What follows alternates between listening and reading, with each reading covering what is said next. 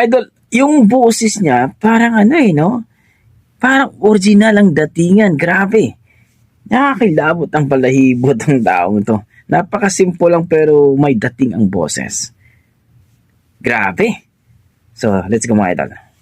No, I'll never go as long as I